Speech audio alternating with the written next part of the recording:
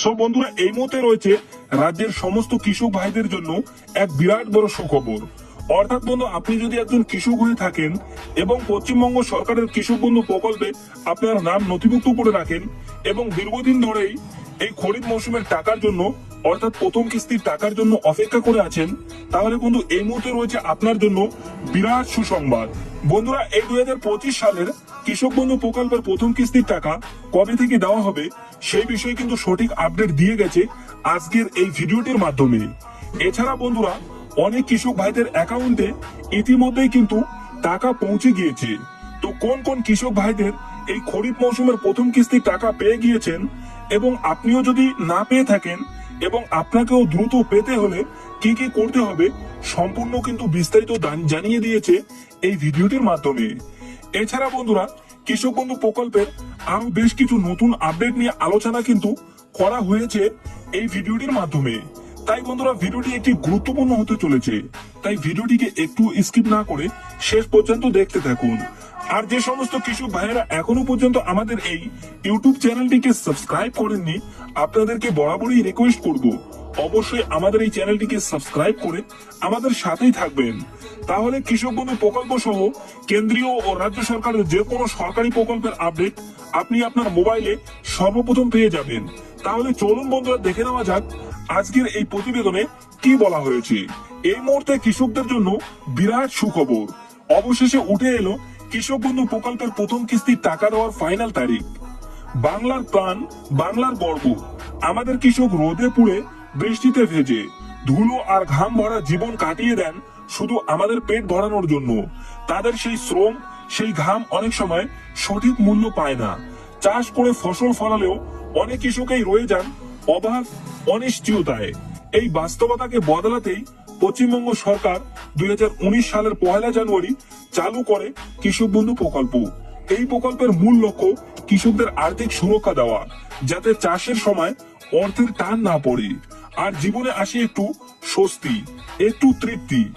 প্রথম দিকে বছরে সর্বোচ্চ 5,000 টাকার সহায়তা মিলত। 2021 সালে এই সহায়তার পরিমাণ বাড়িয়ে করা হয় সর্বোচ্চ 10,000 টাকা। যাদের জমি 1 একর বা তার বেশি তারা বছরে পান 10,000 টাকা করে, আর যাদের জমি 1 একরের কম তারা জমির পরিমাণ অনুযায়ী ন্যূনতম পান 4,000 টাকা। এই টাকাটা কৃষকদের হাতে পৌঁছায় 2 কিস্তিতে। প্রথম কিস্তি এপ্রিল থেকে সেপ্টেম্বর অর্থাৎ খরিফ মৌসুমের জন্য এবং দ্বিতীয় কিস্তি অক্টোবর থেকে মার্চ মাসের মধ্যে অর্থাৎ রবি মৌসুমের জন্য। কিন্তু এই প্রকল্পের সবচেয়ে হৃদয়সার দিকটি হলো, যদি কোনো কৃষক 18 থেকে 60 বছরের মধ্যে মারা যান তাহলে তার পরিবারকে সরকার দেয় 2 লক্ষ টাকা পর্যন্ত আর্থিক সহায়তা। এই প্রকল্প শুধু টাকা দেয় না, দেয় ভরসা, সুরক্ষা আর সম্মান। কারণ তুমি একা নও, সরকার পাশে আছে। এই সময় রাজ্যের লক্ষ লক্ষ কৃষক অপেক্ষা করে আছেন যে কৃষক বন্ধু প্রকল্পের প্রথম কিস্তির টাকা পাওয়ার জন্য। নিয়ম অনুযায়ী এপ্রিল থেকে সেপ্টেম্বর মাসের মধ্যে এই কিস্তির টাকা দেওয়া হয়। আর এই সময়টাই হলো খরিফ মৌসুমের শুরু, যখন চাষের জন্য সবচেয়ে বেশি প্রস্তুত দরকার পড়ে। কিন্তু এবছর কৃষকদের পরিস্থিতি একেবারেই আলাদা। একের পর এক প্রাকৃতিক দুর্যোগ, রাজ্যের বহু চাষি ভয়াবহ ক্ষতির মুখে পড়েছেন। ডিবিসি বাঁধ থেকে জল ছাড়ার কারণে বহু জমি প্লাবিত হয়েছে। পাশাপাশি কয়েকটি জেলায় অকাল বৃষ্টিতে ফসলের ব্যাপক ক্ষতি হয়েছে। অনেক কৃষকের বাধ্য হতে হয়েছে নতুন করে জমিতে বীজ ফেলতে। এরপর এপ্রিল মাসের কালবৈশাখী ঝড়ে নদিয়া, হুগলি, দক্ষিণ 24 পরগনা সহ একাধিক জেলায় ফসল নষ্ট করে দিয়েছে। সব মিলিয়ে চাষের খরচ বেড়েছে অনেকটাই, আর সেই সঙ্গে কৃষকদের উপর আর্থিক চাপও বেড়ে গেছে। এই পরিস্থিতিতে কৃষকদের পাশে দাঁড়ানো রাজ্য সরকারের খুবই জরুরি হয়ে পড়েছে। তাই সকলের নজর একটাই, কবে আসবে কৃষক বন্ধু প্রকল্পের টাকা। গত কয়েক বছরে আমরা দেখেছি যে 2021 সালে এই প্রকল্পের টাকা এসেছিল 17 জুন, 2022 সালে 27 জুন, 2023 সালে পঞ্চায়েত ভোটের কারণে একটু আগেই অর্থাৎ 26 এপ্রিল টাকা দেওয়া হয়েছিল। আর 2024 সালে এই টাকা দেওয়া হয়েছিল 12 জুন। কিন্তু 2025 সালে এখনো পর্যন্ত সরকার কোনো নির্দিষ্ট তারিখ ঘোষণা করেনি। তবে বিশ্বস্ত সূত্র জানা গেছে যে 27 মে পর থেকেই টাকা পাঠানোর অফিসিয়াল কাজ শুরু হতে পারে। সবকিছু ঠিকঠাক থাকলে জুন মাসের দ্বিতীয় সপ্তাহের মধ্যেই অর্থাৎ 13 জুনের মধ্যেই নথিভুক্ত কৃষকদের অ্যাকাউন্টে টাকা চলে আসার সম্ভাবনা রয়েছে। এখন শুধু নবান্নের নির্দেশের অপেক্ষা। নির্দেশ পেলেই টাকা দেওয়ার কাজ শুরু হবে। এদিকে সরকারি এক সমীক্ষায় উঠে এসেছে কিছু নতুন তথ্য, যা প্রকল্পের সঠিক ব্যবহারের দিক থেকে উদ্যোগের সৃষ্টি করেছেন। সমীক্ষায় দেখা গেছে বহু কৃষক যারা আগেই তাদের জমি বিক্রি করে দিয়েছে, তাও নিয়মিত কৃষক বন্ধু প্রকল্পে টাকা পাচ্ছেন। এমনকি কিছু মৃত কৃষকের অ্যাকাউন্টেও প্রতিটি কিস্তিতে টাকা জমা হচ্ছে। এছাড়া আরো বিপজ্জনক তথ্য পাওয়া গেছে, যেখানে একটি জমির নথিপত্র দিয়েই একাধিক কৃষক বন্ধু প্রকল্পের আবেদন করে টাকা পাচ্ছেন। এ ধরনের অনিয়ম প্রকল্পের মূল উদ্দেশ্যকে ক্ষতিগ্রস্ত করেছে এবং প্রকৃত কৃষকদের বঞ্চিত করছে। সূত্র জানিয়েছে যে সরকার এ ধরনের অনিয়মের বিরুদ্ধে দ্রুত পদক্ষেপ নেবে।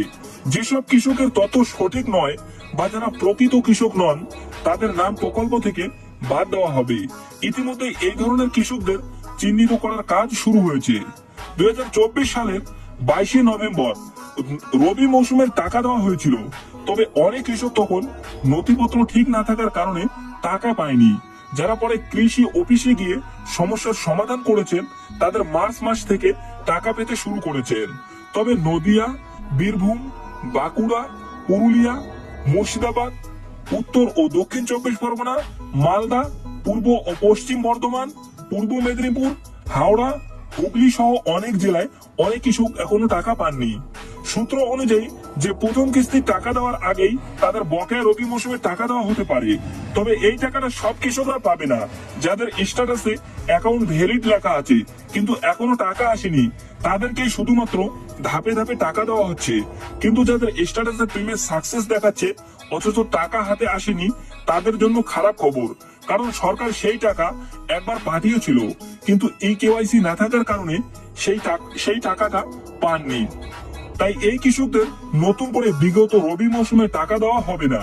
এবার আমরা জানবো যে বেশ কিছু গুরুত্বপূর্ণ আপডেট, অর্থাৎ কৃষক বন্ধু প্রকল্পের কিছু গুরুত্বপূর্ণ আপডেট জানিয়েছে তাদের অফিসিয়াল ওয়েবসাইটে।